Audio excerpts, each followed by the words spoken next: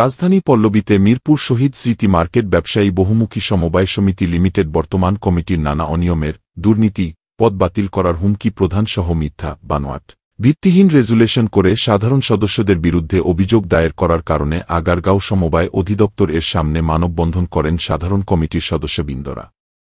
এ সময় সমিতির সাধারণ সদস্যগণ বিভিন্ন দাবি দেওয়া ও অধিকার আদায়ের কথা বলেন সমন্বয় কমিটির নেতৃবৃন্দরা। বিভিন্ন অভিযোগের পরে সমন্বয় কমিটির নেতৃবৃন্দরা সমবায় অধিদপ্তরের দায়িত্বশীল কর্মকর্তাদের সাথে তাদের দাবি দেওয়া তুলে ধরে বর্তমান কমিটির সভাপতি ও সাধারণ সম্পাদকের অপসারণ চেয়ে অবিলম্বে ব্যবস্থা গ্রহণ করার আহ্বান জানান সমবায় অধিদপ্তরের দায়িত্বশীলদের প্রতি। এ সময় উপস্থিত ছিলেন সমন্বয় কমিটির আহ্বায়ক মোহাম্মদ জাহাঙ্গীর পাঠান মিন্টু, যুগ্ম আহ্বায়ক খোরশেদ আলম ভূঁইয়া, সদস্য আমানুল্লাহ আমান, সদস্য মিসেস শাহিদা, সদস্য গোলাম মোস্তফা মাস্টার, সদস্য আব্দুল সেলিম সহ মিরপুর শহীদ স্মৃতি মার্কেট ব্যবসায়ী বহুমুখী সমবায় সমিতি লিমিটেডের সদস্যবৃন্দরা।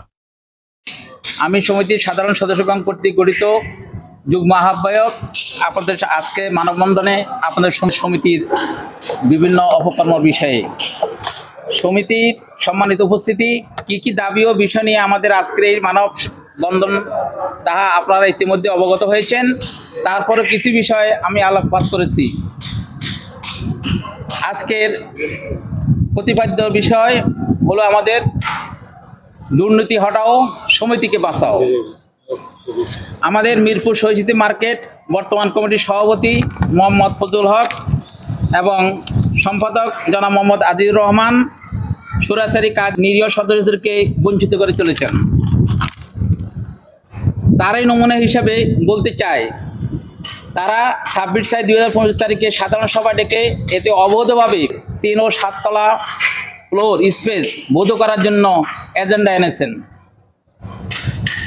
আমরা সমবায় এই বিষয়ে আমরা আবেদন করি সাধারণ সভা স্থগিত করেন, কিন্তু তারপরও তারা জোরপূর্বক আগামী 26/6/2025 তারিখে সাধারণ সভা অনুষ্ঠানের জন্য বিভিন্নভাবে পায়তারা করে চলেছেন। তারা সমবায় থেকে একটি দায় সারা 2023-24 সনের অডিট রিপোর্ট করে নেয়, যাতে করে তাদের সকল অবৈধ কার্যক্রম সাধারণ সভায় হালাল করে নেওয়ার জন্য নিতে পারে। এটা আমরা বাতিল করে পুনরায় অডিট করার জন্য দাবি করি।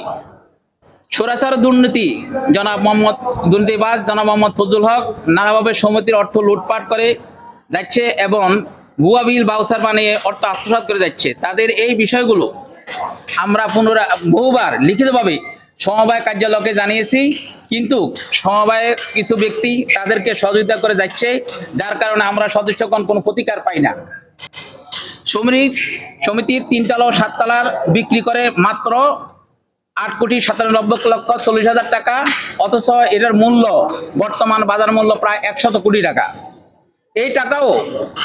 এই সামান্য টাকাও সমিতির সাধারণ তহবিলে অ্যাকাউন্টসে এটা জমা না দিয়ে তারা আত্মসাৎ করেছেন মোহাম্মদ ফজলুল হক গং।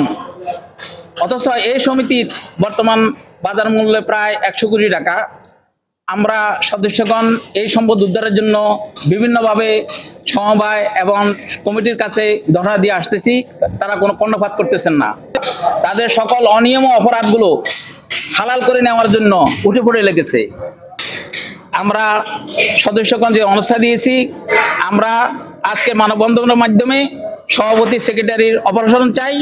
মিরপুর শহীদ স্মৃতি মার্কেট, এটা সভাপতি ছিল বারুল বিক্রমপুর বাড়ি, ওনার আমলে উনি ছিল এটা কর্ণধার বা সবকিছু।